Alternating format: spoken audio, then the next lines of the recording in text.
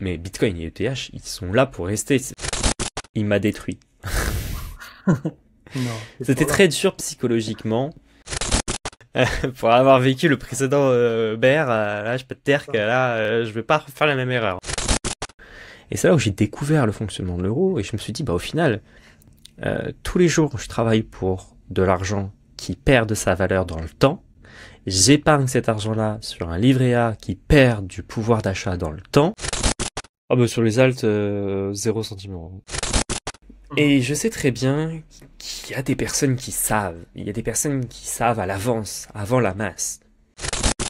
Alors, quand je me suis levé le matin, je peux te garantir que j'étais en stress pas possible.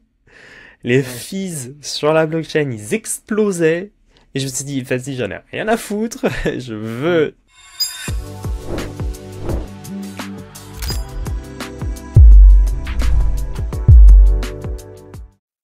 Salut l'équipe et bienvenue dans ce nouvel épisode de Parcours d'investisseur. Pour ce nouvel épisode, j'ai le plaisir de recevoir Dimitri, alias Dim Decrypt, qui est connu sur sa chaîne YouTube pour être un des spécialistes notamment de la finance décentralisée. Ça fait plusieurs années que je le suis maintenant sur les réseaux, donc YouTube et Instagram notamment. Donc je suis vraiment très heureux de t'avoir ici pour que tu nous partages du coup ton parcours d'investisseur, savoir un peu comment tu as découvert cet écosystème, voir un peu également quel est ton profil, quels sont les écosystèmes qui te plaisent le plus, savoir un peu quelles sont tes différentes thèses d'investissement, comment tu gères aujourd'hui ton portefeuille crypto et la place qu'il peut prendre dans ton allocation d'actifs de manière plus générale. Du coup, pour commencer, ce que je te propose, c'est de nous dire un peu comment tu as découvert la crypto et qu'est-ce qui t'a amené à t'intéresser et à travailler aujourd'hui, du coup, dans cet écosystème. Alors, merci beaucoup en tout cas pour cette invitation. Bonjour à tous. Alors, moi, j'ai découvert les cryptos en 2017.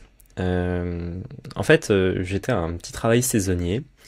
Et c'était bien parce que je faisais de la location de kayak, tout qui faisait beau, tous les gens, machin et compagnie. Et au bout de un mois, ça se passait très bien. À cette époque-là, j'avais 18 ans. Et puis au bout de 2 mois, je commençais à m'en lasser. C'est là où je me suis posé la question sur l'argent, parce qu'au final, est-ce que c'est comme ça qu'il faut travailler toute sa vie, jusqu'à l'âge de la retraite, avec une fiche de paye? Et je me suis dit, non, j'ai pas envie de passer ma vie comme ça à travailler pour de l'argent. Et moi, ce que je voulais faire, c'était faire travailler mon argent à ma place. Donc, je me suis posé la question, et c'est là où j'ai découvert plusieurs types d'investissements. Et donc, je les ai étudiés, donc la bourse, l'entrepreneuriat, l'immobilier, et puis il y a quelques années de cela, j'avais entendu parler de Bitcoin, mais bon, j'étais très jeune et bon, je ne savais pas ce que c'était. Et puis donc j'ai commencé à regarder et tout, et puis je me suis dit ah mais au final c'est assez intéressant. Et puis à côté de cela j'ai découvert, parce que je me suis dit bah au final comment ça fonctionne l'euro. Et c'est là où j'ai découvert le fonctionnement de l'euro et je me suis dit bah au final tous les jours je travaille pour de l'argent qui perd de sa valeur dans le temps, j'épargne cet argent-là sur un livret A qui perd du pouvoir d'achat dans le temps. Mais je me suis dit, c'est pas possible, il faut absolument changer ça. Et c'est là où Bitcoin apporte cette valeur ajoutée d'une épargne limitée en quantité. Et je me suis dit, c'est ça qu'il nous faut, c'est ça qui va changer la vie de beaucoup de gens. Parce que moi je me souviens à ce moment-là, je me suis dit ah mais au final c'est pour ça que mes parents ils râlent à chaque fois parce que quand ils rentraient, j'entendais mes parents gueuler ouais le pouvoir d'achat il diminue, enfin tout arrête pas d'augmenter et tout, c'est lamentable devant les informations. Donc c'est très drôle. Ouais, ils vont encore augmenter l'eau, l'électricité, le gaz, machin. Et donc, bah, je me suis souvenu de ces moments-là. Et c'est là au final où je me suis dit, bah, pour contrer cette hausse, cette inflation, et c'est là que j'ai découvert vraiment ce que c'était l'inflation. Je me suis dit, ah, ok, au final, les crypto-monnaies, c'est génial. Et Ouais. après, je me suis dit, bah, il faut absolument que je le partage. Et c'est comme ça que j'ai lancé ma chaîne YouTube en décembre 2017. Et depuis, je n'ai jamais arrêté. Hmm. Ah ouais, ouais, ouais. Donc ça fait 7 ans du coup que bientôt 7, ouais, plus de 7 ans même. Plus de 7 ans. Ah ouais. Ça amène beaucoup de gens. beaucoup de gens qui découvrent Bitcoin, du coup, s'intéressent à la monnaie, au fonctionnement de la monnaie, plus à la macroéconomie d'une manière générale. Et ça c'est quelque chose qui est très commun, je trouve, à tous. Et toi, du coup, directement, sur Bitcoin en tout cas, c'est ce côté quantité limitée, c'est les 21 millions qui t'ont parlé? Ouais, alors c'était aussi un peu autre chose. C'était de pouvoir être sa propre banque, Ouais, de pouvoir aussi fabriquer de l'argent de chez soi. Alors bon, ok. on s'entend, c'est un peu plus compliqué à l'heure actuelle, mais au moment où je suis rentré, moi, les gens pouvaient tout à fait avoir leur machine chez eux, c'était encore rentable. Ouais, là Euh, tu parles du minage, faire oui, du je parle du minage minage de Bitcoin, en de l'occurrence, Bitcoin. ouais. Tandis que fabriquer de l'euro chez soi, c'est illégal et il y a des peines d'emprisonnement. C'est de la fraude. C'est Tandis sûr. que fabriquer du Bitcoin, c'est tout à fait légal. Ouais, Donc, complètement. c'est pour ça où au final, je me suis dit, tiens, mais au final, c'est génial. En fait, tu es ton propre système monétaire. Et ça, Hmm. j'ai trouvé ça vraiment j'ai trouvé ça fou quand même. C'est pour ça où j'ai commencé un peu à étudier le fonctionnement de Bitcoin. Et, et puis on peut faire beaucoup de choses si on va vraiment chercher un petit peu loin dans les projets. Moi, j'ai découvert qu'il était possible de construire son serveur Bitcoin et de pouvoir participer à l'écosystème de Bitcoin, de pouvoir aussi faire son propre ATM Bitcoin. Alors ça, je suis trop content. Ouais. Bref, on en reparlera peut-être, mais voilà, on peut faire beaucoup de choses sur Bitcoin, ce que la majorité des gens, malheureusement, ne le savent pas, parce qu'ils Ouais. pensent que Bitcoin, c'est un actif spéculatif, un peu comme des actions, Ouais, alors bien que pas sûr. du tout. C'est un bijou Oui, oui. technologique assez fou Oui, quand oui, même. puis en Europe, c'est encore vachement diabolisé. C'est pour le terrorisme, c'est pour le blanchiment d'argent. C'est assez terrible l'image qui est véhiculée sur les différents médias en France. Et du coup, à ce moment-là, là, tu étais en job d'été, c'est ça, quand tu as découvert Alors, ça? ouais, donc 2017, j'étais en job d'été, je lance ma chaîne YouTube décembre 2017. Et donc après mon job d'été, donc moi j'étais en licence pro. Euh, Enfin après je suis rentré en licence pro et non non c'est pas après non c'était au moment où j'ai quitté mon job d'été je suis rentré en licence pro et puis après j'ai continué à faire à étudier et puis c'est là où je me suis Mhm. lancé sur ma chaîne YouTube Ok, tu as lancé la chaîne en parallèle de tes de études. mes études qui n'ont rien à voir avec la finance. Je suis plus d'un domaine Ouais, technique et dans l'ingénierie. Enfin, pour vous dire, j'ai des diplômes de dessinateur industriel. Donc, ok. vraiment les personnes qui conçoivent des machines ou des lignes de production sur ordinateur pour les envoyer D'accord. ensuite en fabrication. Voilà. Ok. Et donc voilà, j'ai continué à lancer ma chaîne YouTube. À cette époque-là, j'avais un blog que j'ai lâché depuis, mais j'ai continué à faire mes vidéos une fois par semaine, bon avec des petites irrégularités à certains moments, mais j'ai 7 ans, continué. c'est normal. Voilà, j'ai continué un petit peu. Il y avait même des moments où j'avais des gros doutes sur ce que je faisais parce que Ouais. bon, au final, ça prend du temps. Et comme on dit, le temps c'est de l'argent. Mais après, quand tu te dis au final, enfin, quand tu as des retours de personnes dans les commentaires de la vidéo qui sont super contentes de l'avoir vue, parce Hmm. tu leur as apporté des astuces, des petits trucs un peu à droite et à gauche sur les cryptos, bah c'est ça qui me fait vivre en final. C'est plus Hmm. intéressant que de l'argent au final. C'est à partir du moment où j'aide quelqu'un, je me dis ouais c'est trop bien. Bon, il y a des moments, il n'y avait pas de commentaires, il n'y avait pas de retour et c'était un peu plus dur C'est frustrant. psychologiquement. Hmm. Mais Ouais. voilà. Ok. Et du coup, après ces études, t'as bossé un peu dans l'ingénierie, le dessin Alors industriel? du coup j'ai continué à être dessinateur industriel donc là pour le coup j'ai travaillé et donc après mes études je suis parti directement au Canada. Je me suis dit je suis jeune, j'ai envie de partir, j'ai pas de femme, d'enfant, voilà. Et donc je suis parti pendant 2 ans euh, dans les environs de Montréal. C'était trop bien. Franchement, j'ai adoré. Je continuais à faire ma chaîne YouTube. Et d'ailleurs, la vidéo Qu'est-ce que Bitcoin sur ma chaîne, eh bien, c'est là où j'ai tourné à Montréal avec un monteur professionnel. Ok. Donc, je suis très très content. Et puis donc après d'être parti au Canada, je suis rentré en France. Et là, j'ai arrêté de travailler pour être dessinateur industriel parce que je me suis rendu compte, enfin si, j'étais en intérim quand je suis rentré en France. Ouais. Et c'est là où je me suis rendu compte qu'au final, ce métier n'est pas du tout pour moi. Parce que je n'avais pas mon mot à dire sur ce que je fabriquais et j'étais vraiment un robot sur un ordinateur à appliquer les ordres. Et je me suis dit, mais jamais de la vie, je finirai ma vie comme ça. Moi, je veux être libre, je veux faire ce que je veux. Si demain je veux partir, je sais trop où, ben personne n'a le droit de me dire quoi que ce soit et n'a pas le droit de me dire, ben au final, non, non, tu y vas pas parce que tu as ça à faire. Non, en fait, je vais être libre. Et donc à partir de là, après cet intérim, j'ai décidé de me mettre à fond sur ma chaîne YouTube.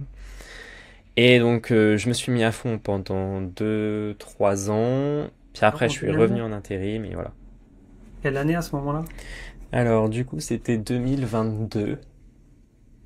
C'était 2022, donc 2 ans. Et puis, on est en 2025. Et donc, vu que j'aimerais, donc je suis toujours à plein temps sur ma chaîne YouTube. Et donc, du coup, je suis en train de construire un projet avec des amis qui s'appelle Coinstancy, Ouais. qui est une plateforme DeFi qui est la porte d'entrée à la finance décentralisée. On en reparlera peut-être par la suite. Je suis en train de lancer avec des amis cette plateforme dont on va permettre de rendre accessibles les opportunités sur la DeFi. Donc voilà, et donc en parallèle de ça, j'ai toujours ma chaîne YouTube. Et puis, ben voilà, ça avance, quoi. Ok. Donc maintenant une orientation professionnelle full crypto orientée finance décentralisée. C'est ça. Euh, Aujourd'hui, t'as quel âge? J'ai 27 ans. 27 ans. Ok. Euh, T'as commencé à investir dans la crypto quand t'as découvert Bitcoin en 2017? Alors j'ai investi des petites sommes en 2017, mais j'ai Ouais. commencé vraiment à investir en 2018 quand Bitcoin il était à 5 000 euros. Ouais. Pendant le marché baissier, du coup entre le cycle 2017 et 2021. C'est ça. Bitcoin uniquement?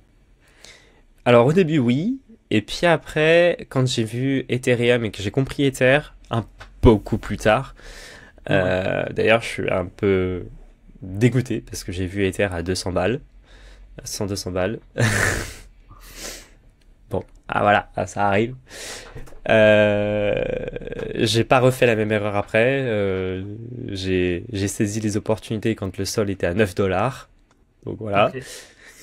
Euh, mais du coup, ouais, j'en ai profité. Et puis c'est là où j'ai découvert la DeFi. Donc j'étais au Canada à ce moment-là. Et c'est là où j'ai vu vraiment les prémices de la finance décentralisée.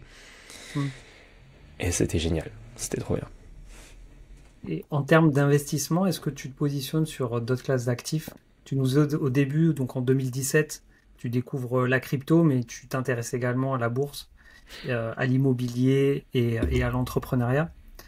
Est-ce que du coup, donc entrepreneuriat crypto, donc là, c'est à fond dedans, mais est-ce que tu as développé aussi bourse et immobilier? Alors, immobilier, un petit peu, mais toujours en rapport avec les cryptos, l'immobilier Ok, tokenisé. ok, Mais sinon non, j'ai pas acheté d'appartement, mais c'est un projet qui est en cours. Parce que effectivement, oui, j'aimerais vraiment m'investir sur l'immobilier, dans l'immobilier, et surtout, bah, je me forme avec notamment la veille de ma réussite, Tania, Mm. qui est une superbe entrepreneuse dans l'immobilier et on travaille ensemble sur la partie crypto dans BTF. Et donc, je mange sa formation BTF parce que ça m'apporte énormément d'astuces sur l'immobilier et moi je me dis, si je veux me lancer dans un secteur, surtout sur un secteur qui est bien implanté, faut pas que je me lance les yeux fermés, quoi.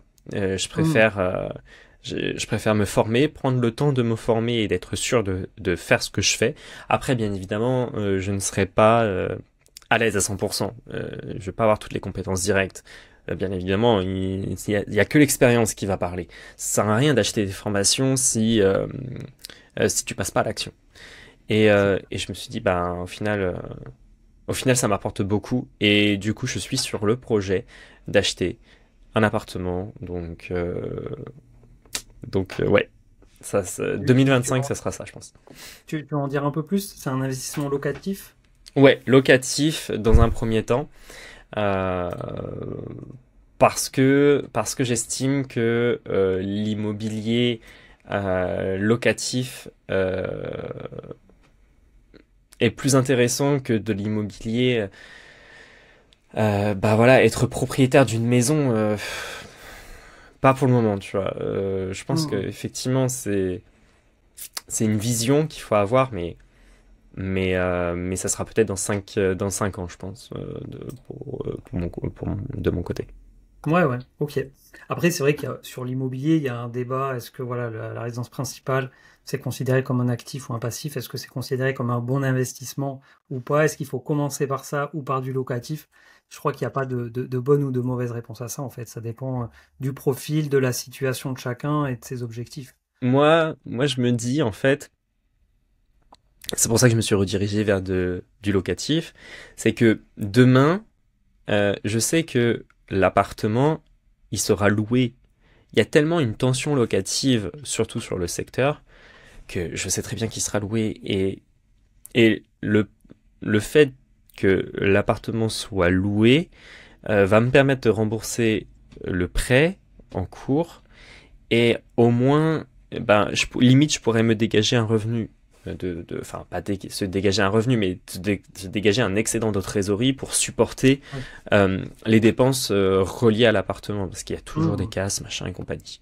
Mhm. Euh, et je me dis que ça va construire mon patrimoine, un peu comme ce que je fais sur les cryptos, et ce qui me permettra plus tard ben, de déléguer ça à mes enfants, si j'en ai, ou à des personnes de mon entourage proche que je tiens énormément. Et, euh, et voilà, je fais pour le futur en fait. Et je me Mhm. dis, ben ouais, si j'achète une maison, j'ai peur que ça soit un siphon d'argent et que je n'y vois pas le bout.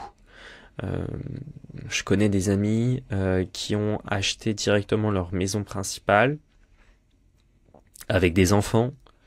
Les enfants, ils sont tout jeunes. Et je me dis, alors il y a les enfants, il y a la maison, il y a toutes les dépenses courantes à côté.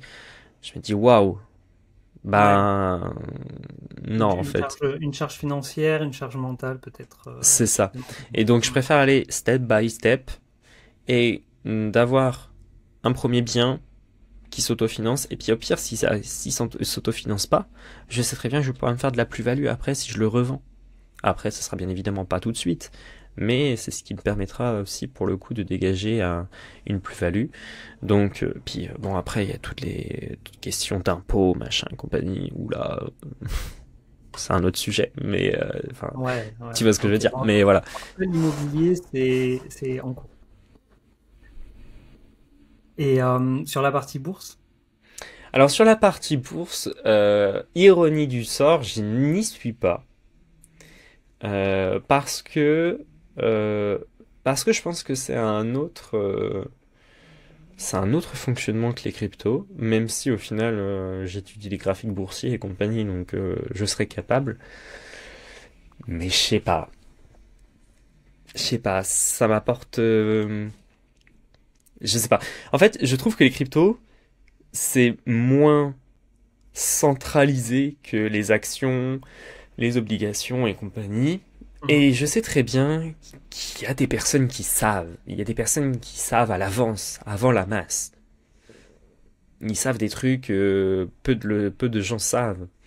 Et je me dis, bah, un PDG qui possède tant d'actions, machin, ou des personnes qui font partie de la société et qui ils entendent des bruits de couloir et compagnie, ils peuvent avoir des réactions un peu à l'avance du marché et auquel cas, ben, se faire de l'argent au final sur le dos des gens. Je crois que c'est Je- pas pareil en crypto. Hmm, en crypto, en fait, si tu veux, Parce que, euh, hein, juste sur la crypto, il y en a beaucoup qui disent que le marché il est manipulé par rapport à la capitalisation, notamment de beaucoup de projets, qui est relativement faible par rapport au marché action. oui, Donc avec oui, des ça, manipulations qui sont beaucoup plus faciles.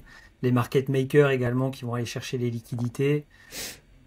je suis tout à fait d'accord. On l'a vu récemment lors de la chute là de TH qui est passé de 3004 à 2100 en l'espace de 24 heures. C'était violent. Donc oui, effectivement, là, les market makers, ils ont été chercher de la liquidité. Et effectivement, le marché des cryptos, il est manipulé, mais en fait, sur Bitcoin, on n'aura pas une manipulation trop importante. Effectivement, il peut y avoir des gens qui savent des choses. Hmm. Mais en fait, ils vont pas avoir une manipulation trop importante sur Bitcoin. On va avoir un changement de prix, mais ça sera pas la même chose que si une personne, je sais pas, une personne connaît un PDG qui va vendre ses actions pour faire de la trésor pour la boîte, par exemple. Bah là, pour le coup, ouais, là, l'action, elle se casse la gueule. On prend l'exemple d'Evergrande, euh, Ouais. la société immobilière de chinoise qui Hmm. s'est cassé la gueule. Je crois que c'était il y a 2 ans, je crois, bientôt. Un peu moins de ça, mais Ouais. oui, oui, Et, on en a beaucoup parlé, ouais. et on en a beaucoup parlé de cette société. Imagine, moi, personne lambda, qui avait acheté cette action-là. Moi, je sais pas, moi, je suis rien de cette société-là. Je sais pas ce qui se passe à l'intérieur. Donc, au final, j'aurais perdu tous mes fonds dans ce type de société. Parce que bah, je me suis dit, waouh, c'est le géant chinois de l'immobilier, la Chine voilà, elle grossit, machin. Mais au final, cette action, elle vaut plus rien. Donc, Moins confiance dans la bourse, les actions et peut-être moins l'envie de suivre également les sociétés c'est dans ça. lesquelles. Bah, en Ouais. fait, Bitcoin, Ethereum, on sait très bien que ce sont des cryptos qui vont rester. Après, attention, je parle pas des autres, hein. Les autres, c'est un peu moins sûr. Mais Bitcoin et ETH, ils sont là pour rester. Enfin, moi, je vois pas ETH se casser la gueule et encore moins Bitcoin, tu vois. Ouais. C'est intéressant parce que Donc oui, j'ai une plus grande confiance parce qu'au final, c'est partout dans le monde entier et puis il n'y a pas une personne qui contrôle qui que ce soit en fait. ce que tu dis sur Bitcoin et Ether, je trouve ça intéressant parce que sur Bitcoin, il n'y a pas de débat. Tout le monde pense à peu près la même chose. En revanche, Ethereum, il y a quand même un gros doute qui s'installe, en tout cas depuis ces derniers mois, avec une sous-performance, on peut dire quasi générale par rapport au reste du marché. Mm. Euh, Il y a un gros doute quand même qui s'installe autour d'Ethereum. Alors, moi, je suis là depuis 2017, comme toi. Je l'ai déjà vu, en fait, ce doute. J'ai déjà entendu ce qu'on entend aujourd'hui, comme quoi Ethereum est mort, Ethereum est trop cher, Ethereum va se faire dépasser et perdra sa place de numéro 2, en tout cas en termes de capitalisation.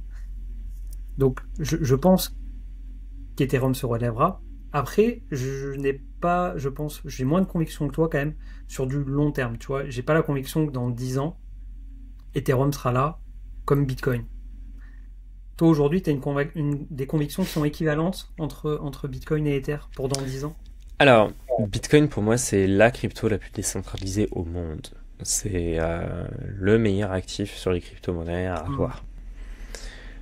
Demain, je sais que Bitcoin sera là. Maintenant, Ethereum prend de plus en plus de place dans cette industrie. Euh, c'est la plus grosse crypto-monnaie qui est adoptée aussi du point de vue institutionnel. En Ouais, dessous de Bitcoin, hein, je parle, bien évidemment. ouais, ouais. Euh, et je pense que pour moi, Ethereum va avoir des difficultés comme actuellement. Ça, c'est clair. Mais je sais que dans 5 ans, dans 10 ans, dans 20 ans, Ethereum sera toujours là. Parce que on a besoin de lui sur la finance décentralisée.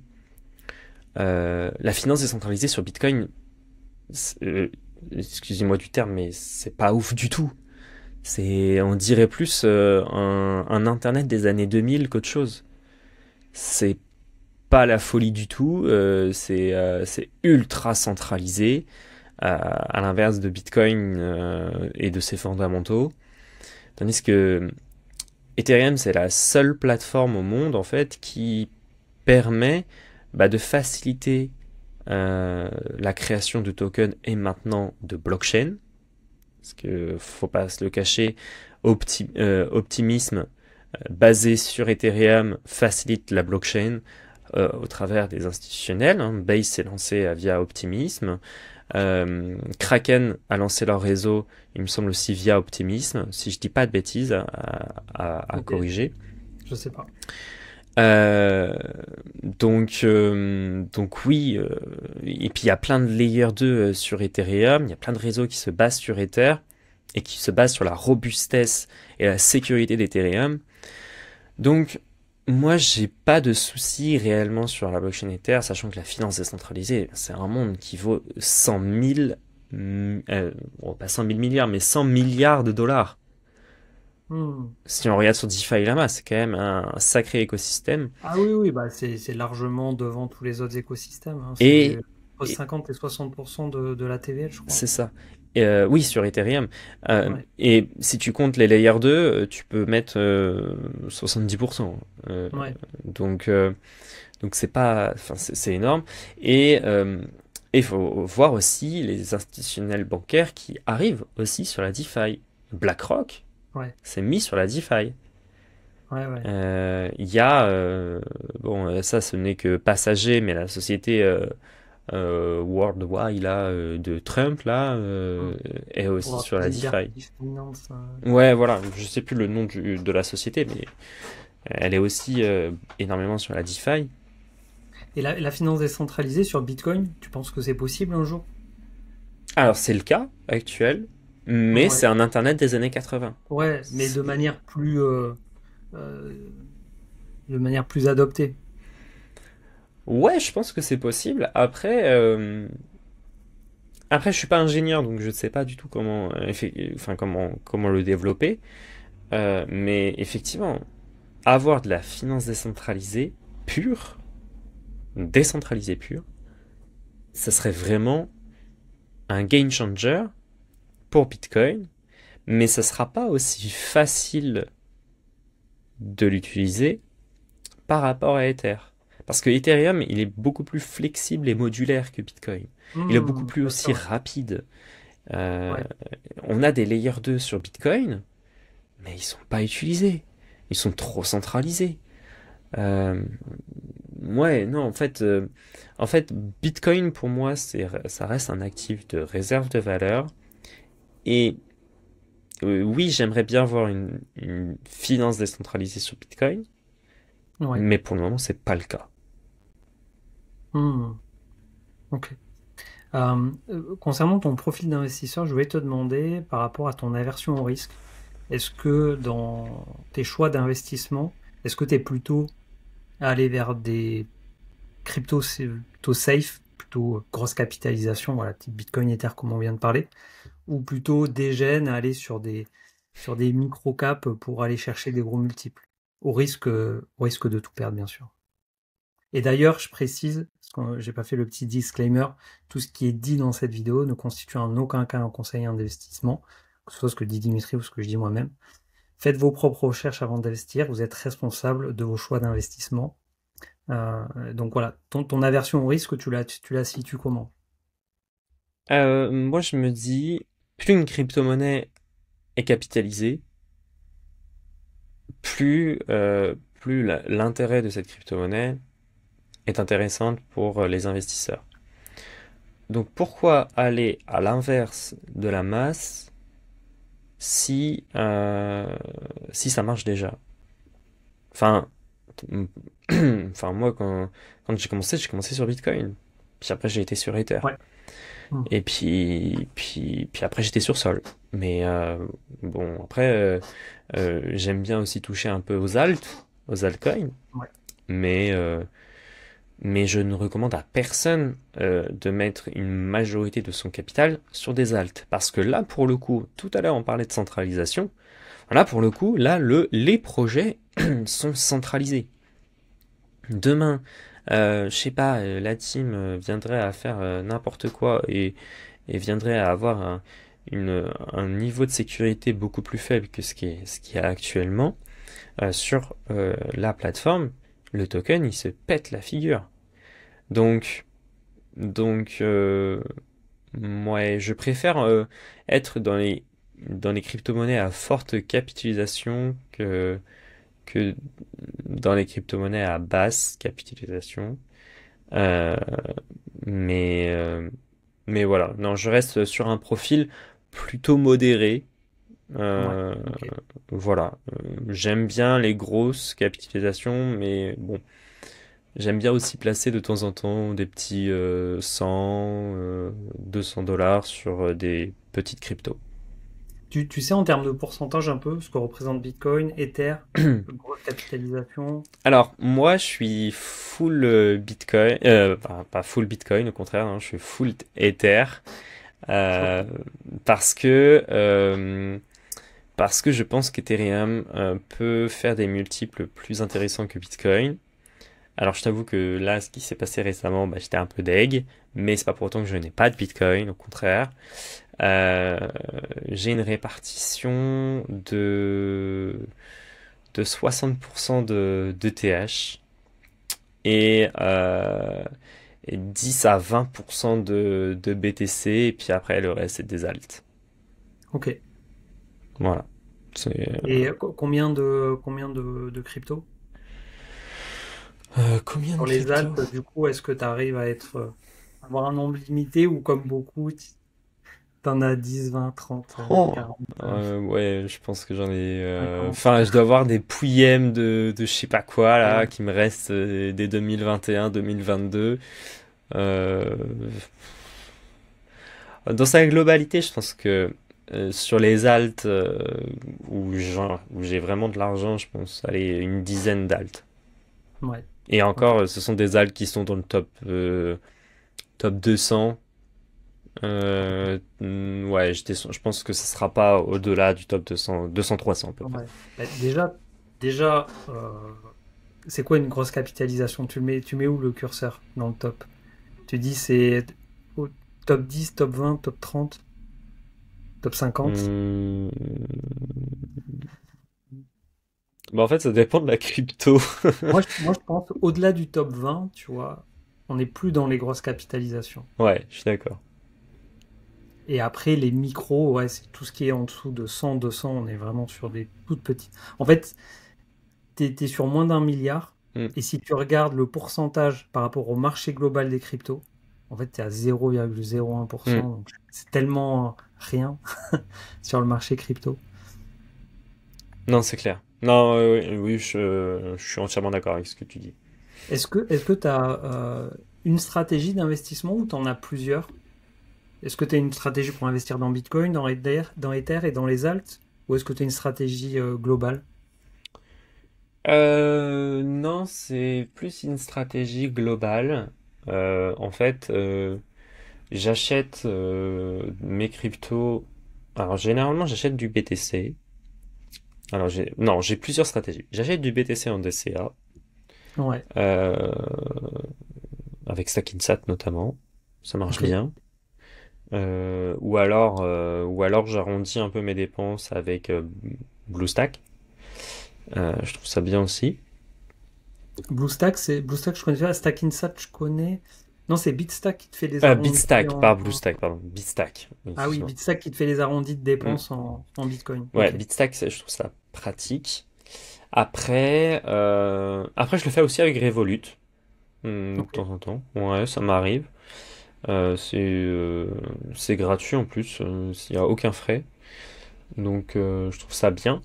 Après, donc ça c'est ma stratégie sur BTC. Puis je mine aussi des BTC. Donc du coup, bah, Ok. j'accumule les deux. Tu fais du minage comment? Je fais du minage. Ben, j'ai acheté ma propre machine de minage Ok. et via en fait un prestataire de service qui s'appelle Phil Mining. Ok. Et en fait, il s'occupe de tout. Il s'occupe de l'installation, de l'hébergement, de tout ce qu'il faut. Ok. Euh, et ma machine, elle a quand même bientôt 5 ans, hein. Et elle tourne toujours. Ah ouais. Ouais, Ok. je suis très Intéressant. content. Et pour le coup, là, je suis très très content. Je l'ai remboursé, mais j'ai même fait x2 limite. Maintenant que Ok. Bitcoin est à 100 000. Donc je suis très très content. Ok. Du coup, là, pour Bitcoin, sur ma stratégie, ça reste ça. Après, sur ETH, euh, Juste, excuse-moi pour Bitcoin. Du coup, tu continues d'en acheter. De ce que je comprends, en fait, quel que soit le prix. alors actuellement, je n'en achète pas. D'accord. Je n'en Ok. achète pas euh, parce que, au final, j'ai un projet IMO.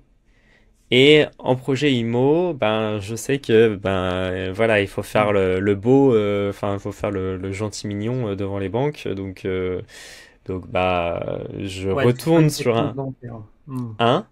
Tu soignes tes comptes bancaires Voilà, pour c'est le ça. métier. Exactement. Donc, du coup, je retourne un peu sur un modèle un peu plus classique. Je D'accord. garde mes euros pour ce projet. Et après, j'utilise aussi un petit peu, hein. Ma banque, elle est au courant, hein. Vu mon profil, Oui. elle sait ce que je fais dans ma vie professionnelle. Mais effectivement, je soigne énormément mon profil. Après, donc, cela n'empêche que de temps en temps, au final, j'arrondis un petit peu mes dépenses. Je le fais encore actuellement, mais pas régulièrement.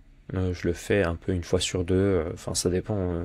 Parce que là, il faut que je réactive la fonctionnalité. Enfin, bref. Mais je l'ai fait encore récemment. Donc, Ouais, mais c'est pas lié au prix en fait. C'est non. plus par rapport à un autre projet. Tu te dis pas, tiens là le Bitcoin il a passé les 100 000 donc j'arrête d'investir dessus. Non. Après, je D'accord. t'avoue que si j'avais, je l'ai pas, mais si j'avais 1200, 2000 ou etc., je n'achèterais pas un même Bitcoin à 100K, tu vois. Mhm. Je me dis, je sais, enfin, moi, j'ai une vision sur Bitcoin en bear market où pour moi, il va descendre sur les 70K en bear, quoi. Je Ok. pense que, et c'est là où je mettrai une grosse somme pour y investir. Euh, voilà pour ça. Voilà pour Bitcoin. Maintenant, ETH, j'ai une vision un peu différente. Euh,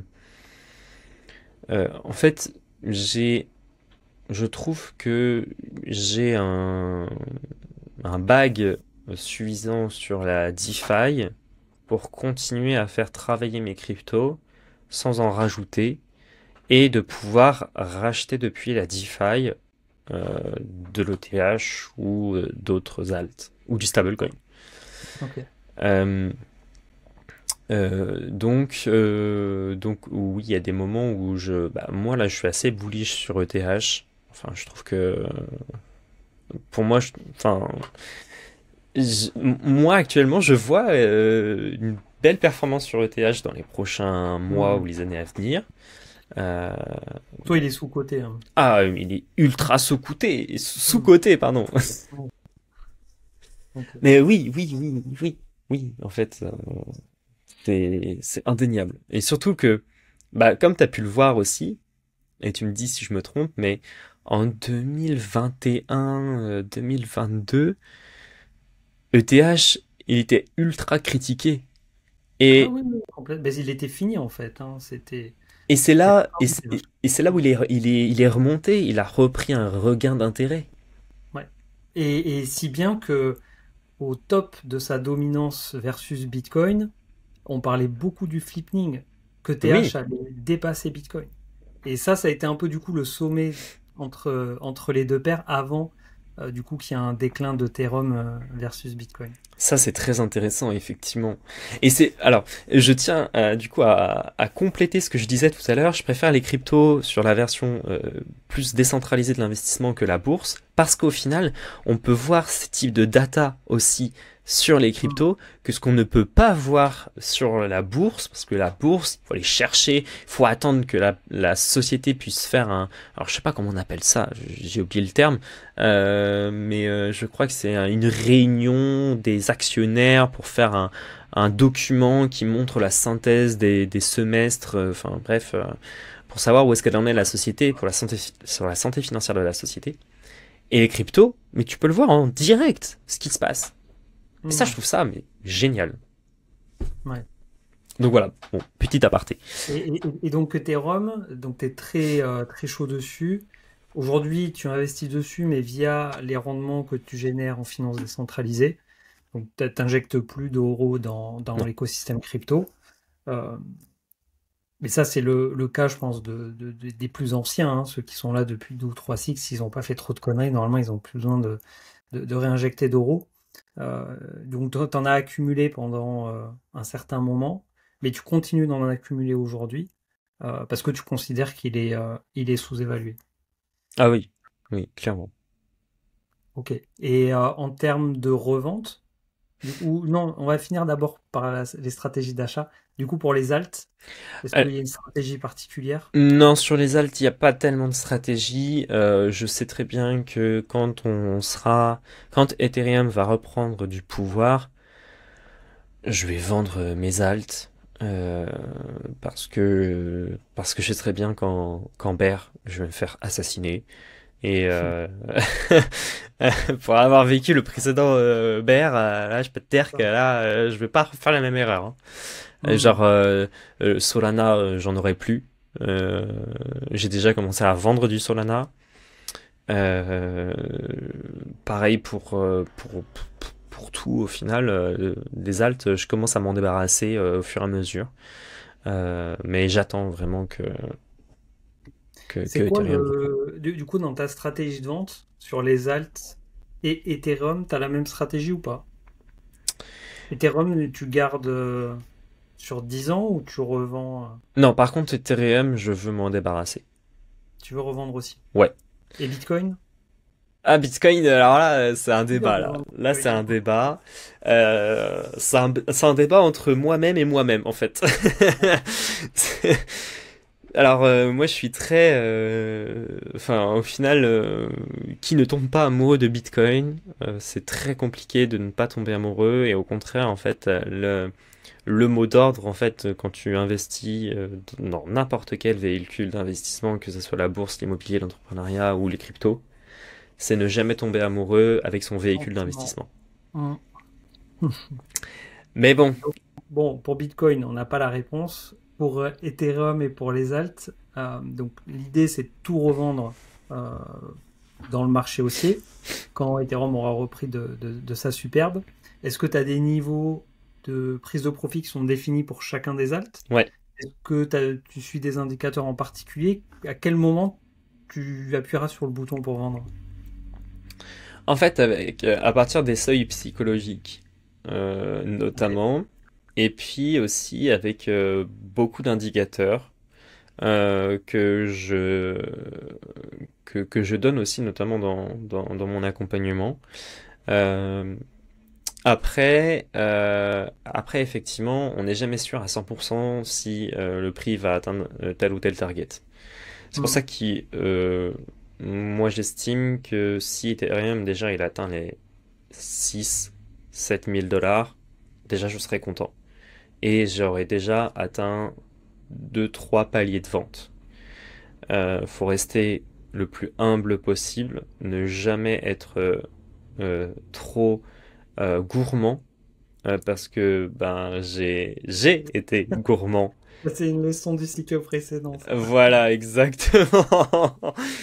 Exactement. Ne jamais être trop gourmand, parce que vaut mieux être un investisseur ben averti et au final de savoir un peu ce que tu fais que de repartir pauvre et de ne plus rien avoir. Ouais. Euh, Non. voilà, je préfère avoir des paliers de revente. Et puis après, ces paliers, ben effectivement, ils vont être, enfin, ils ont déjà été changés deux, trois fois depuis que je les ai lancés en, en 2024, en milieu 2024. Donc au final, c'est pas fixe. Et puis, comment je les ai fixés, ces différents paliers? Ben, avec un graphique, avec le graphique des émotions des investisseurs, parce que on peut s'apercevoir qu'au final, c'est énormément cyclique, ça se reproduit, mais enfin, c'est violent comment ça se reproduit, parce que ce qui fait, ce qui fait tourner un marché, ce sont les achats et les ventes. Et pourquoi les gens ils cliquent sur acheter ou vendre? Parce que il y a les émotions des investisseurs. Et les émotions des investisseurs, ça ne se contrôle pas. Enfin, personnellement, moi j'ai du mal à contrôler mes émotions. C'est Euh, pas facile. Il y en a qui y arrivent. Je connais des types comme Crypto Future. Enfin, moi je le suis sur Twitter et puis je le suis aussi sur son compte Insta où il poste un petit peu ce qu'il fait dans la vie de tous les jours. C'est une dinguerie. Il arrive à ressortir avec des 10K sur un, sur un trade. Moi, mais ça aurait été hyper compliqué quoi, de faire 10K sur un trade. Parce que bah, voilà, j'ai cette émotion et dont ça s'apprend à le maîtriser, mais pour le Ouais. moment, je n'y arrive pas. Donc c'est pour ça, il y a les émotions des investisseurs qui jouent beaucoup, et puis bah il y a des indicateurs comme le MACD, les bandes de Bollinger, euh, la lecture graphique au final, Ouais. et puis Donc peut-être plutôt technique alors. ouais le technique, puis aussi il y a les fondamentaux, il y a aussi comment les gens euh, comment les gens en fait se sentent sur le marché et de combler, de rejoindre en fait toutes ces indications et Mm. pour se dire ok, là c'est un moment intéressant ou là c'est pas un moment intéressant. Mais généralement, les seuils psychologiques, c'est les seuils à chiffres ronds, tu vois, les Mhm. 5000, les 6000, les 7000, même si je sais très bien que ils seront jamais dépassés par le marché. Soit ils seront en dessous, soit ils seront bien au-dessus. Ouais. Donc du coup, c'est là où je me dis, ok, bah pour moi le seuil psychologique, bah c'est tel prix. Je me mets un bon 100, 200, 300 en dessous Mhm. pour être sûr que mon ordre il sera déclenché. Voilà. Et puis après, bah, je laisse le truc faire. Et ton premier niveau sur Ether, c'est 5000 du coup? On est à la TH. Ouais, c'est un peu en dessous des 5000, je Voilà. crois. Je crois que c'est Première target. 50. Ok. Parce Et que, la parce- plus élevée, celle où tu auras tout vendu, alors, celle où j'aurais tout vendu, si il y a un max. Parce que je sais euh, qu'il y en a qui gardent des moonbacks sans avoir de prix déterminé à ouais, l'avance. alors moi j'aimerais bien, effectivement, ma philosophie sur ETH c'est de tout vendre. Mais au final, je pense que je vais avoir un Moonbag. Actuellement, je suis en train d'y réfléchir, mais je pense que j'en aurai un. Mais je sais que ma dernière target de vente, ça va être les 7K, à peu Ok. près, au-dessus des 7K. Je suis vachement plus optimiste que toi, du coup. Je crois que moi, ma dernière, elle est à 12. 12. Ouais, Ah ouais. ça, ouais, ouais, ça, effectivement, c'est peut-être trop, mais ça me paraît pas impossible, hein. En fait, aujourd'hui, ça paraît loin parce qu'Ethereum a pas déjà redépassé son ATH. Hmm. Alors que Et Bitcoin, oui. ouais, c'est ça. Quand tu vois sur les anciens cycles, à chaque fois, il a explosé son ATH. Donc là, en étant sur 12, je suis à peu près sur un x3 par rapport à son ancien ATH. Enfin, moins de x3, je suis à 2,5 à peu Mhm. près. Les fois d'avant, j'ai pas les multiples en tête, mais il fait bien plus. Alors on sait qu'avec la capitalisation qui grossit, forcément les multiples peuvent plus être les mêmes. Euh, mais je pense il peut surprendre. Ah oui, mais tout à fait, il peut surprendre. Après effectivement, si je vois, je vais garder un Moonbag. Moi, je crois que j'ai gardé un Moonbag de 20%, je crois. Ouais. Donc voilà, mais c'est sûr que s'il atteint les 9K, bah je vendrai quoi, parce que je préfère être safe Bien sûr. que de me dire to the moon et puis voir qu'au final, ben, tu perds tout, quoi. Ouais, Donc, ouais, complètement. Après, moi, dans ma stratégie de revente, il se peut très bien que je vende même si le niveau que j'avais défini n'est pas atteint. ouais, C'est parce que je suis différents types d'indicateurs, donc des données techniques comme toi, des données liées au sentiment de marché comme on le disait. Je vais regarder également les données on-chain et puis j'aime bien suivre aussi ce qui se passe au niveau de la macroéconomie par rapport au taux d'intérêt, tout ça, on va dire plutôt à la masse monétaire en circulation. mm, Euh, et donc en fait, en croisant ces données, si tu veux, je pense qu'à un moment donné, les étoiles s'aligneront pour dire là, ça devient trop tendu, le risque devient quand même trop élevé. Et à ce moment-là, si les niveaux sont pas atteints, j'appuierai sur le bouton. Alors là, je le dis, c'est très facile à dire. Euh, Maintenant, je sais par expérience que c'est beaucoup plus dur à faire. ouais, Mais l'avantage d'avoir connu des cycles baissiers en ayant gardé les bagues, c'est que je sais que j'aurai quand même de cette expérience-là, normalement beaucoup plus de facilité à appuyer sur le bouton sur vendre. Tu vois, par exemple, sur Bitcoin, j'en avais jamais vendu jusqu'à maintenant. Là, j'en ai vendu un petit peu, j'en ai vendu 10%. Je m'étais mis un premier palier à 90 000. Ça a été très difficile de vendre, mais je l'ai fait. Mais je pense que ça me prépare aussi pour la suite et l'atteinte potentielle des prochains paliers mm. pour, juste pour valider les plus-values. Alors sur Bitcoin, effectivement, c'est un actif à part entière qui est vraiment différent des autres. Donc c'est peut-être plus difficile, mais sur les alts, c'est vrai que je pense que je le ferai sans difficulté.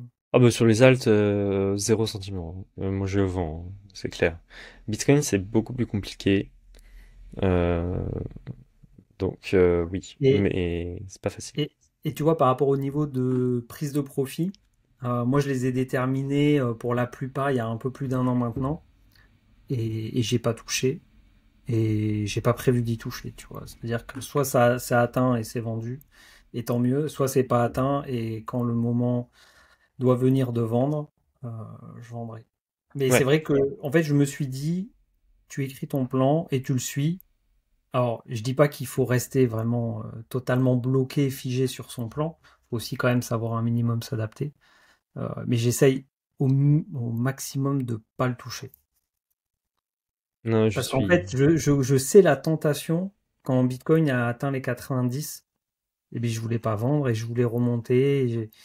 Et ça a été le cas sur d'autres cryptos sur lesquels j'ai pris des profits où je me disais, ben non, mais là, ça va continuer de monter, donc décale tes profits. Ben, ouais, je sais que c'est une des erreurs que j'ai faites en 2021 qui ont fait que j'ai pas vendu à tort beaucoup de projets. Donc, en tout cas, à la limite, mettre des niveaux de prix plus bas pour prendre des profits, pourquoi pas. Peut-être être un peu moins gourmand, pourquoi pas, mais pas être plus gourmand que ce que je n'ai pu être au départ en tout cas. Ah oui, je suis tout à fait d'accord et c'est un peu c'est un peu ce que je suis en train de me battre avec moi-même sur Ouais, c'est un Bitcoin en combat l'occurrence. interne. Sur sur Solana, j'ai aucune pitié. Lorsque Trump il a atteint enfin il a lancé son meme coin, Solana il a explosé. Ouais, Euh, et j'ai tout de suite vendu en fait à son top. ok. Il a touché, il a touché la target que je m'étais fixée et il s'est cassé la gueule. Et franchement, Ça j'étais fait là, mais plaisir.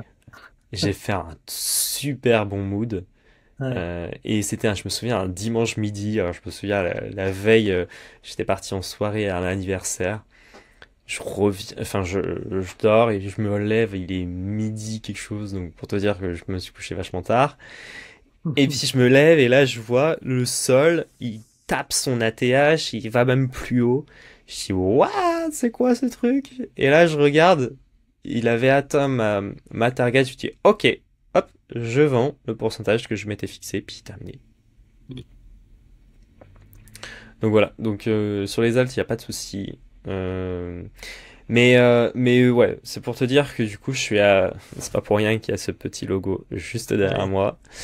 Je suis assez fan de Bitcoin. Même Et si, même si je suis sur la DeFi.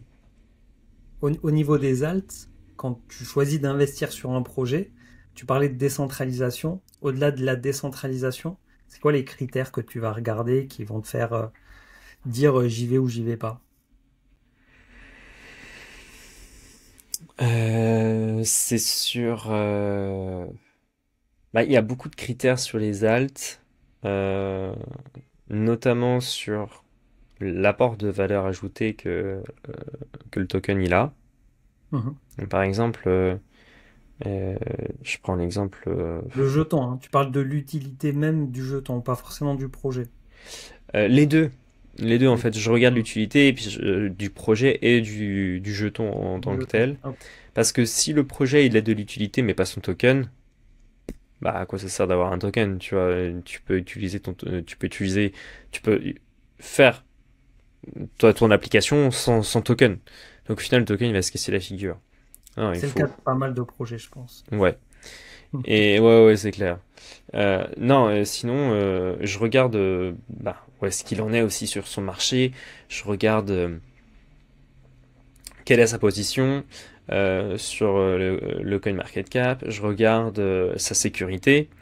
Je regarde aussi ben, comment, euh, euh, comment il évolue.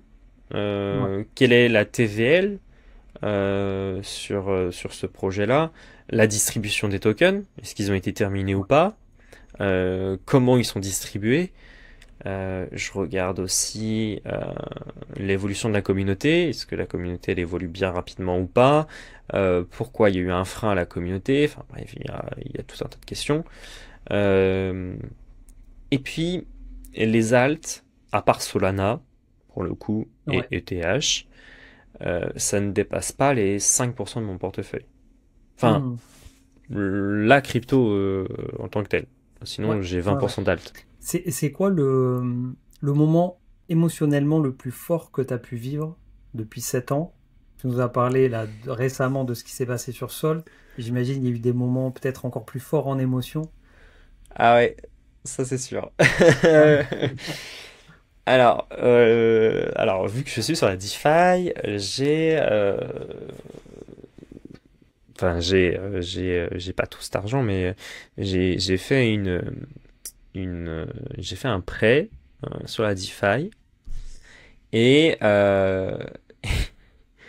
et lorsque ETH, enfin, ou toutes les cryptos, hein, se sont cassés la figure. Alors pas celui-là, parce que celui-là au final j'ai bien su gérer mon risque, mais il y a eu un moment, je sais plus c'était quand, c'était 2023, je crois, en plein marché baissier.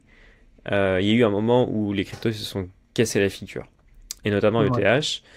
Et il y avait un ratio. Il faut savoir que sur un prêt, il faut que tu as un health factor, donc un ratio de santé de ton prêt qu'il faut pas qu'il dépasse les 1. Si tu dépasses les Mhm. 1, en fait, tu vois, tu te fais liquider. Liquider, Ouais. donc ça veut dire que tu perds toute ta garantie. Mais j'étais à 1,01. Ah oui. Alors, quand je me suis levé le matin, je peux te garantir que j'étais en stress pas possible. Les Ouais. fees sur la blockchain, ils explosaient. Et je me suis dit, vas-y, j'en ai rien à foutre. Je Ouais. veux, je veux soutenir tout ça.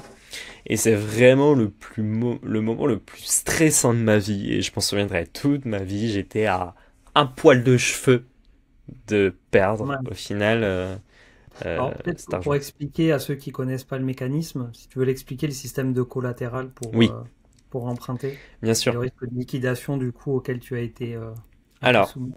il faut savoir que sur la finance décentralisée, sur les prêts, eh ben, eh bien, on n'a pas cette confiance entre deux individus. La plateforme ne me connaît pas et je ne connais pas la plateforme. C'est pour ça que c'est assez intéressant parce qu'au final, n'importe qui peut faire un prêt sur la finance décentralisée. Mais pour faire un prêt, il faut donc une garantie obligatoire, ce qu'on appelle dans Ouais. l'écosystème un collatéral. C'est un peu comme hypothéquer sa maison pour faire un prêt. Voilà, c'est un peu le même principe. Sauf que lorsque tu fais un prêt, eh bien tu vas avoir une dette. Et en fait, il faut que le poids de la dette soit inférieur à 100%. Il faut qu'il soit inférieur à ta garantie. Si ta dette dépasse ta garantie, eh bien la plateforme, en utilisant les contrats intelligents, euh, qui s'opère, eh bien, va utiliser ta garantie pour rembourser ta dette en automatique.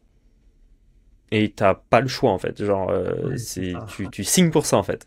C'est du code, quoi. Ça se déclenche automatiquement. C'est ça. Et donc il y en a là la chute qu'il y a eu récemment là, il y a le 2 février là, le 2-3 février, bah, j'ai des amis qui se sont fait liquider. Voilà. Hmm. Donc moi j'ai eu de Ouais, la chance, ouais, c'est dur. C'est dur. Ouais. j'ai eu de la chance, je n'y étais pas. Mais oui, ça aurait été très dur, effectivement. Hmm. Du coup, c'est C'est quoi encore le ratio que tu recommandes? supérieur à 2. Ok. Donc, un ratio supérieur à 2, ça veut dire que si tu déposes un collatéral pour un équivalent de 100 dollars, tu peux emprunter 50 dollars. C'est ça. C'est ça. Faut que tu aies deux Deux fois fois ton- ta garantie par rapport à ta dette. Hmm. Faut que ta dette soit deux fois inférieure à ta garantie. Ouais. Voilà. Ouais, ouais. Ok. Parce que euh, moi j'étais à 2,05 je crois avant la chute et j'étais enfin la chute du 3 février et j'étais en majorité sur des stablecoins. Donc ça m'a permis au final Hmm. de sécuriser ce prêt euh, et de et d'être tranquille, de pouvoir dormir en final. Donc voilà. C'est quoi l'investissement pour toi qui t'a le plus rapporté? Le meilleur, ouais, meilleur, une crypto ou un placement dans un protocole? Ah ouais, très bonne question parce qu'il y a plein d'opportunités. Moi, je dirais celui qui m'a fait gagner le plus à l'heure actuelle, c'est mon minage de Bitcoin, Ok. le du hold de Bitcoin, toujours Ok. sur du Bitcoin. Simple. Ouais. Voilà. Simple et efficace. Euh, Après, il y a le prêt, parce que je sais que le prêt, c'est une opportunité. Euh, je sais que ça va me rapporter beaucoup, mais pour le moment, Comment ce tu n'est pas gagnes le de cas. l'argent? Enfin, tu parles de prêt ou d'emprunt?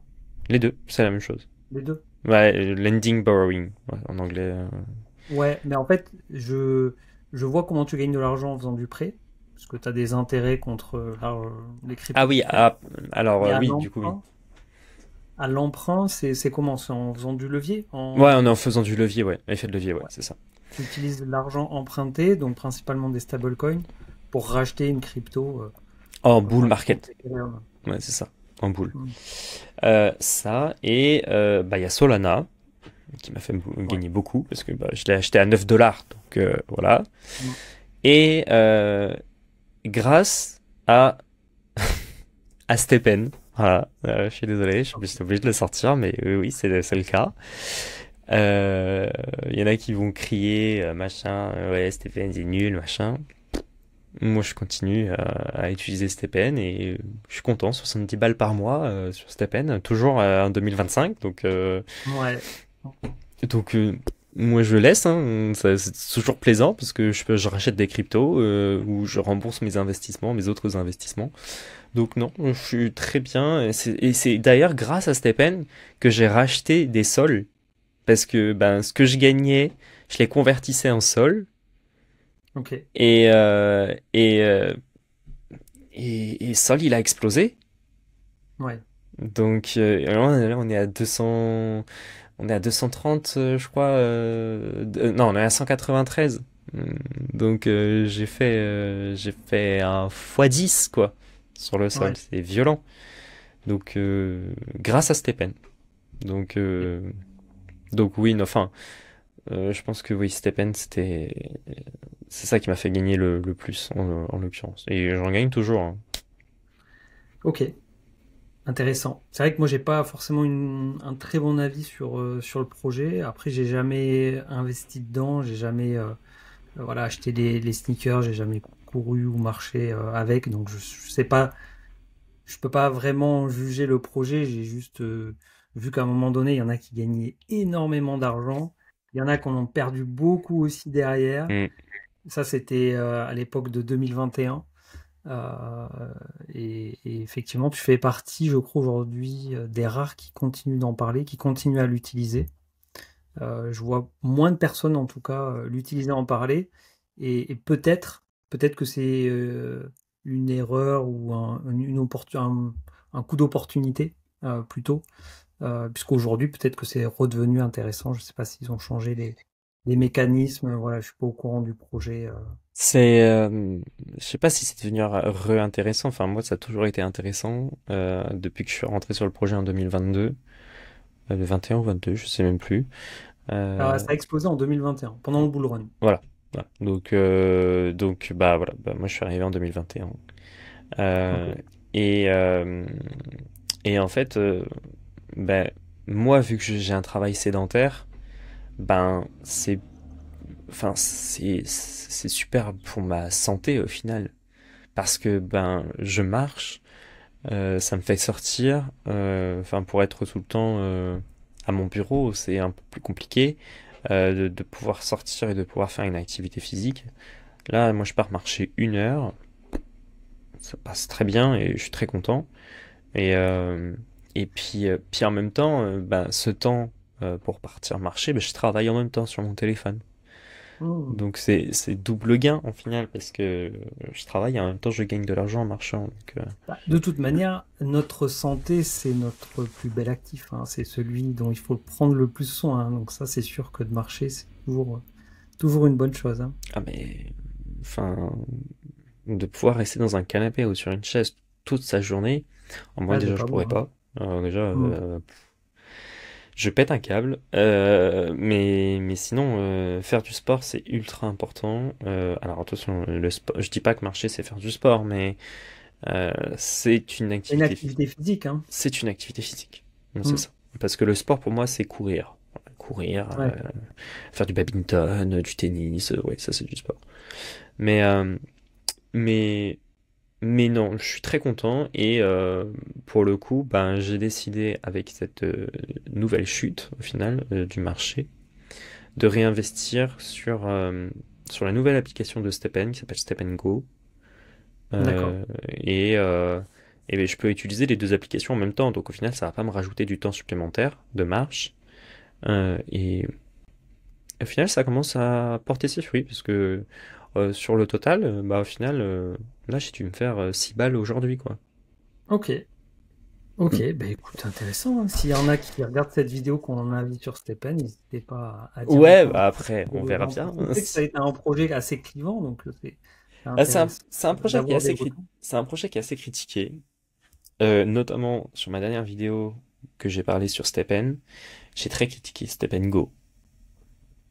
Parce que à ce moment-là, le prix d'une chaussure, enfin l'investissement au total, c'était 30 000 balles. 30 000 balles. Ah oui. Et je mettrais jamais 30 000 balles sur un projet comme ça. Jamais de la vie. Je Ouais, préfère ouais. mettre 30 000 balles sur Bitcoin que voilà. Hmm. Mais après, bon, le marché s'est cassé la figure, les chaussures ont chuté et j'attendais ça. Parce que je savais très bien que ça allait fonctionner un peu comme Stepen classique. Là, les chaussures sur Stepen classique, elles sont toujours au même prix. Le GST, il est toujours au même prix depuis au moins 1 an. Et après, rien ne garantit qu'il va encore chuter. Euh, Hmm. et, et voilà, enfin après, moi j'ai fait mon beurre là-dessus. Maintenant, c'est que du bénéf pour moi, hein. Et c'est ça au final, c'est ça qu'il faut avoir dans un investissement, c'est que il faut bien étudier le projet dans lequel on investit, savoir où est-ce qu'il va, parce qu'il faut savoir qu'à côté de Stepen, j'ai essayé tous les autres move to earn, il n'y a Ouais. rien qui était à la hauteur de Stepen. Que ce soit Hmm. pour le point de vue de la communauté, que ce soit pour le vue du fonctionnement de l'application. Stepen, ils ont quand même lancé deux applications, donc c'est pas négligeable. Et les autres projets, ben, ils n'arrivent pas à la cheville de Stepen. Bon, Ouais. voilà. Hmm. J'ai pas envie non plus faire de la promo sur le projet parce que c'est pas le but. Hmm. Mais Bah, après, on peut changer de sujet si tu veux. Donc ça, c'est un des projets qui t'a rapporté du coup le plus. Si on part maintenant dans ceux qui t'ont plutôt fait perdre de l'argent, Bon, tu sais ce que je vais dire? j'ai Euh, ma petite idée.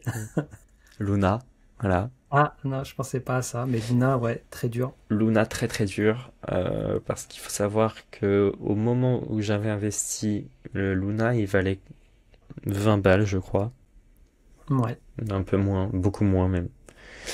Euh, et, et donc, bah, à son plus haut, j'avais peut-être 3000 € sur Luna. 3000 € qui sont partis en fumée, parce que quand je l'ai vu se casser la figure, moi c'était j'avais mis très ça en très stacking. rapide.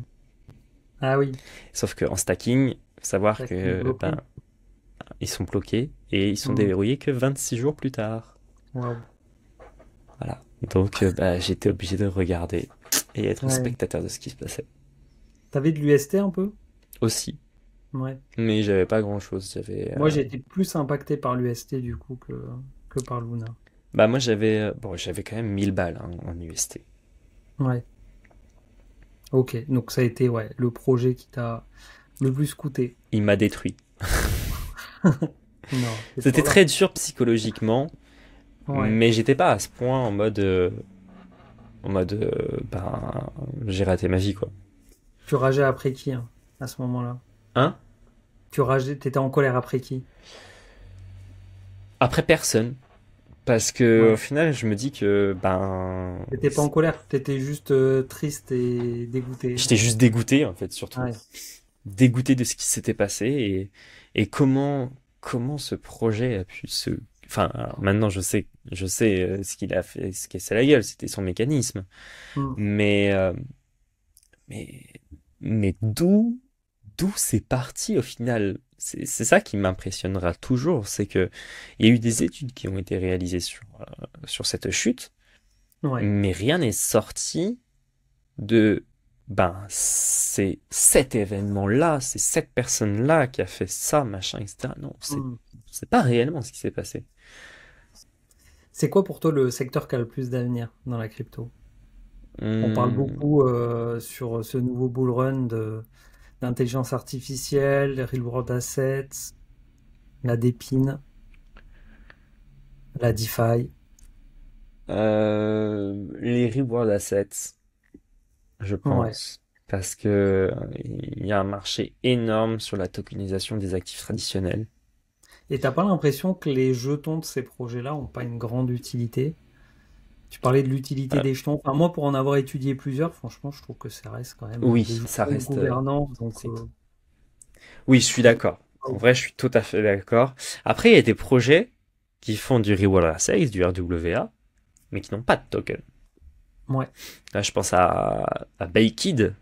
Je sais pas si tu connais. non, Baked, c'est une société qui crée des tokens reliés à des actions, reliés à des obligations d'État d'accord, sur la blockchain Ether. ok, Mais c'est réservé exclusivement à des professionnels du secteur. C'est d'accord. pas, c'est Hmm. pas à la portée de tous. Et pour avoir étudié un petit peu des crypto-monnaies, un peu de cet écosystème-là, de crypto-monnaies dites de gouvernance, entre guillemets, Ouais, effectivement, ça vole pas haut, quoi. Et je trouve ça dommage parce que il y ouais. a du potentiel. Mhm. Et c'est quoi le secteur qui serait surcoté, dont on parle beaucoup, mais trop? Les agents IA, Ouais, ça pour moi, 2027, il n'y a plus rien. ok. C'est alors c'est Tu penses, intéressant. tu dis ça dans le sens où la blockchain n'a pas son utilité? Non, non, non, je dis pas ça. Non, non, la blockchain elle a son utilité avec l'intelligence artificielle. Et au contraire, c'est un projet aussi c'est un secteur qui est très intéressant, Cas de l'avenir. Ok. ouais, qui a de l'avenir avec la blockchain. Surtout quand on voit les projets comme Tao, comme c'est ASIC, Vas-y. Artificial, enfin avec Fetch Super intelligence. c'est ça. Hmm. Euh, où là, non, on est sur quand même quelque chose de bien sérieux et de construit. Non, moi je parle de les agents avec Virtual là, les agents Ah IA oui. là, Hmm. Ça, pour moi, c'est qu'une hype. Et Ouais, un peu comme des mèmes. oui, ouais, oui, c'est un Ouais, peu comme y des a pas mèmes, mais grand-chose version derrière, IA, quoi. quoi. Hmm. Mais C'est ça, effectivement ça, pour moi, vrai. c'est aberrant. C'est... Ouais. Donc voilà. Tu regardes souvent le cours des cryptos? Ah oui, tout le temps, tout le temps, tous les jours, tous Ouais. les jours. Moi, je peux pas m'en passer. Toi, t'es donc du coup en finance décentralisée, t'es plutôt à ne pas utiliser les plateformes centralisées ou tu les utilises quand même un peu? Non, je l'utilise. Alors, je fais un peu. Je vais être honnête, je les utilise quand même pour, euh, pour des gros transferts de fonds. Parce Ouais, que, euh, parce que j'estime que la finance décentralisée en tant que telle, il y a toujours des risques. ouais, Après, je vais pas dire que sur la finance ok, centralisée, il y a des risques. Enfin, qu'il n'y a pas de risque. Il y en a. On peut Mhm. te verrouiller tes fonds pour X ou Y raison, parce qu'il manque des informations. Puis surtout avec Mika, là, qui est en place, on peut voir des fenêtres popper en mode ah, vous avez oublié de compléter ça, machin. Mhm. Mais pour le coup, non, si des plateformes centralisées, je les utilise et je l'utilise aussi beaucoup pour sortir de l'argent et pour le Ok. mettre dans le monde réel. Voilà. C'est laquelle que tu utilises le plus? Alors pour sortir l'argent, j'utilise beaucoup Coinbase Ok, parce que j'ai relié mon compte sur Coinbase, mon bancaire, et en fait, il s'avère que les virements, je les reçois en instantané. Ils sont trop bien. ultra pratiques avec zéro Ah ouais, frais. ok. Je trouve ça super. Après, il y a Binance aussi, qui est intéressant. Mhm. Euh, voilà principalement les deux grosses plateformes que j'utilise pour les retraits. Ok, Après, il y a Kraken aussi que j'utilise. Après, c'est qu'occasionnel. ouais. Pour réussir dans l'investissement crypto, une qualité indispensable à avoir, la qualité la plus importante à avoir. Et si on l'a pas, bah, du coup qu'il faut travailler pour réussir ces investissements. Euh, la qualité, Ouais, une qualité, une compétence. la rigueur. En fait, quand je parle de qualité, je pense à compétence, ça me fait penser plus à savoir-faire. La qualité, c'est plus savoir-être dans le comportement. Parce que, comme tu le disais tout à l'heure, les émotions, c'est quand même très impactant dans nos décisions et pas forcément dans le bon sens. Euh, Alors, pour le savoir-faire, la rigueur, et le savoir-être, c'est la patience. la rigueur, ça marche aussi. Bon, très bien. Mais la patience, ah mais carrément, la patience, je te rejoins à C'est 100%, ouais. ouais, ouais, non, parce que en fait, quand on a une stratégie, il faut avoir de la patience pour l'appliquer. Si on n'est pas trop gourmand, on sait très bien que ça va se déclencher. Mm. Et de la rigueur, parce que il faut être rigoureux dans son investissement, dans sa stratégie, et il faut la suivre. Parce que Mm. la stratégie qu'on construit, elle est adaptée à nous. Ma stratégie ne sera pas adaptée à toi et la tienne ne sera pas adaptée à la mienne. Enfin, à mon profil. Bien sûr, Donc, il n'y a pas une stratégie idéale, c'est une stratégie, voilà, qu'il faut personnel. construire Ouais, ouais. de son mindset. Dernière question pour finir cet échange. Si tu avais un conseil à donner à quelqu'un qui veut se lancer aujourd'hui, tu lui dirais de commencer par quoi? Du DCA sur Bitcoin. Ok, Voilà. C'est tout. ça marche. J'ai pas besoin de dire autre chose. Tu fais un DCA sur Bitcoin. Si c'est la première fois que tu touches au crypto, tu vas pas chercher loin, hein. Tu utilises Bitcoin. Moi, j'ai des amis, je les ai forcés à faire un DCA sur Bitcoin parce que bah, je les aime tellement. Ils savent aussi quels sont, qu'est-ce que je fais au quotidien, quel est mon métier. Et et quand je leur en parle, ils sont là, ah, intéressant, ouais, du coup on en discutera. Non, en fait, tu discutes plus, en fait, c'est bon, hein, on a assez Ouais, discuté, Tu vas le faire avec moi. T'as 2 heures devant toi, là, vas-y, viens, je t'explique et puis je te montre comment on fait. Et Ils puis sont bah, reconnaissants aujourd'hui. ah bah clairement, carrément. J'ai Vous des avez amis, la réponse, hein. ah mais ils ont fait fois 2, fois 3 même Mm. sur Bitcoin.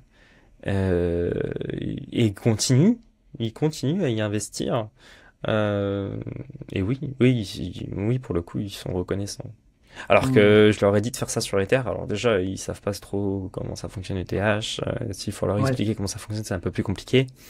Et puis, je leur ai pas dit de faire un DCA sur ETH parce que ETH, pour le coup, est plus risqué que Bitcoin. Alors là, Ouais. voilà. Mm. Pour finir, je te laisse si tu veux une petite carte blanche, si tu veux parler d'un sujet qui te tient à cœur. Tu parlais tout à l'heure de Constancy, je sais pas si, par exemple, si tu as envie d'en parler, du projet sur lequel tu travailles, ou si tu veux parler d'autre chose, n'importe. Non, après, Coinstancy, bon, c'est un projet qui est en développement. Il n'y a rien de concret encore pour le moment, donc je Ok, m'étalerai pas sur ce sujet. Mais c'est un projet qu'on veut lancer. Après, euh, après, si les gens qui vont regarder cette vidéo, il y a peut-être des trucs qui vont vous paraître obscurs. Il y a peut-être des trucs que vous n'allez pas forcément comprendre. Mais sachez que quand on investit dans un sujet qui nous passionne de plus en plus, on a tendance à en découvrir davantage. Donc il faut pas avoir peur d'aller à la pêche aux informations. Il faut se former, il faut s'éduquer à travers des vidéos, à travers des lives, à travers des articles de blog, à travers, voilà, un peu à travers tout. Et Et ne vous dites pas, attends, il y en a un, il a gagné 1000 balles, 10 000 balles en un clic, en un claquement de doigts. Ouais, c'est bien, mais peut-être que derrière, il te l'a pas montré, mais il a peut-être perdu 2000 ou 3000 balles sur un autre trade. Voilà. Donc il faut arrêter de penser à gagner gros. Il faut être euh, serein. Il faut avoir une stratégie qui est adaptée à votre mode de vie. Et puis aussi, ben, autant que vous êtes prêt à allouer. Il y en a qui sont prêts à allouer presque 3 heures, 4 heures par jour. Il y en a d'autres qui vont allouer 4 heures par semaine ou voire par mois parce qu'ils n'ont pas le temps de gérer ça. Donc, prenez le temps de construire, de, de construire votre stratégie. Mais il faut pas avoir peur de se lancer. Parce que moi, j'ai des personnes qui ne se sont pas lancées sur le crypto. Je leur ai dit, allez-y, c'est le moment. Fin 2021, fin 2023, là, fin, dans ces années-là là, où Bitcoin il a atteint les 15K, j'aurais dit c'est le moment, les gars, c'est le moment. Zéro réaction, ils pensent que c'est toujours d'ailleurs Bitcoin est une arnaque, alors que pas du tout. Et là, ils s'en mordent les doigts. Voilà, il faut. Voilà, si vous voulez investir dans un sujet en particulier, n'attendez pas parce qu'on se dit que la vie elle est trop courte pour au final pour avoir des regrets, pour ne pas s'être lancé, que ce soit dans les cryptos, dans un investissement ou que ce soit dans la vie de tous les jours. Voilà. Allez vers là où vous voulez aller, vers là où vous pensez que c'est le bien pour vous et one life. Voilà, on n'a qu'une seule vie. top. Ben, merci beaucoup, Dimitri. Merci pour tous ces bons conseils, ces conseils de bon sens. Merci beaucoup d'avoir accepté de partager ton parcours d'investisseur. C'est 7 années, bientôt 8 dans la crypto. Merci à tous ceux qui ont regardé cette vidéo jusqu'au bout. Merci beaucoup. Je vous donne rendez-vous rapidement dans une prochaine vidéo. Et d'ici là, portez-vous bien. Ciao.